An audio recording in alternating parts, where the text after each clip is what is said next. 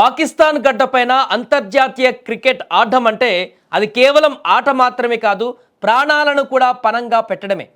ఉగ్రవాదాన్ని ఏళ్ల తరబడి పెంచి పోషిస్తున్నటువంటి పాకిస్తాన్కు ఇప్పుడు ఆ ఉగ్రవాదమే తీవ్ర నష్టాన్ని మిగులుస్తుంది. తాజాగా శ్రీలంక క్రికెట్ జట్ పాక్ పర్యటనలో ఉగ్రకాటుకు తలొగ్గింది.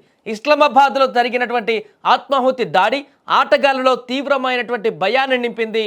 అందుకే 16 మంది సభ్యుల జట్టులోని కీలకమైనటువంటి 8 మంది ఆటగాళ్లు ఇప్పుడు క్రికెట్ ఆడకుండా స్వదేశానికి తిరిగి వచ్చేయాలని సంచలన నిర్ణయం తీసుకున్నారు. పాకిస్తాన్లో క్రికెట్ ఆడకుండా ఈ అనూహ్య పరిణామంతో పాకిస్తాన్ శ్రీలంక మధ్య జరగవలసినటువంటి వన్డే సిరీస్ రద్దయ్యేటువంటి ప్రమాదం ఏర్పడింది. ఇప్పుడు తాజాగా నిజానికి రావల్పిండి వేదికగా ఈరోజు రెండో వన్డే జరగాల్సి ఉంది. కానీ దానికి కొన్ని గంటల ముందే ఆటగాళ్లు దేశం విడిచి వెళ్లాలని నిర్ణయించుకున్నారు. తొలుత పాకిస్తాన్ అధికారులు భద్రతపైన పూర్తి హామీ ఇచ్చారు.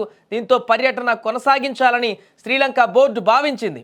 అయితే జట్టు సభ్యులు హోటల్లో సమావేశమైన తర్వాత కీలకమైనటువంటి 8 మంది ఆటగాళ్లు వెనుదిరగాలని పట్టుబట్టారు. శ్రీలంక క్రికెట్ బోర్డు సైతం వారిని ఆపేందుకు ప్రయత్నించింది. మధ్యలోనే వైదొలిగితే 2 ఏళ్ల పాటు నిషేధం విధిస్తామంటూ కూడా శ్రీలంక క్రికెట్ బోర్డు వారి ఆటగాళ్లను హెచ్చరించింది. అయినా కూడా ఆటగాళ్లు తమ నిర్ణయాన్ని మార్చుకోలేదు.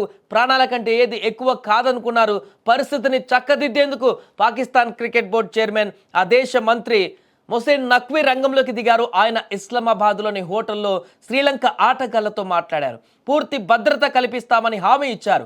అలాగే పాకిస్తాన్లోని శ్రీలంక హైకమిషనర్తో చర్చలు జరిపారు.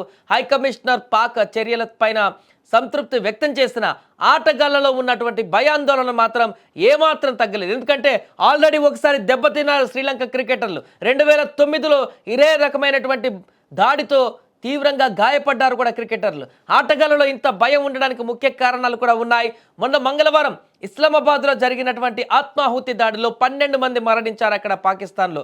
అదే రోజు ఖైబర్ పఖ్తుంఖ్వా ప్రావిన్స్లోని ఓ క్యాడెట్ అకాడమీ పైన ఉగ్రదాడి జరిగింది. దీనికి తోడు 2009 మార్చి 3న అత్యంత దారుణమైనటువంటి ఘటన ఇది.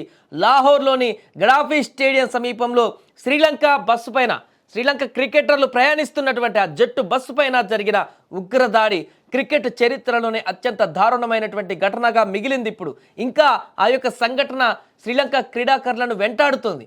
ఆ దాడిలో 7 శ్రీలంక ఆటగాళ్లు గాయపడగా 8 మంది పోలీసులు దారుణంగా చనిపోయారు ఆ ఉగ్రదాడిలో. ఈ ఘటన కళ్ళ ముందే జరిగింది. శ్రీలంక క్రీడాకారుల కళ్ళ ముందే జరిగింది.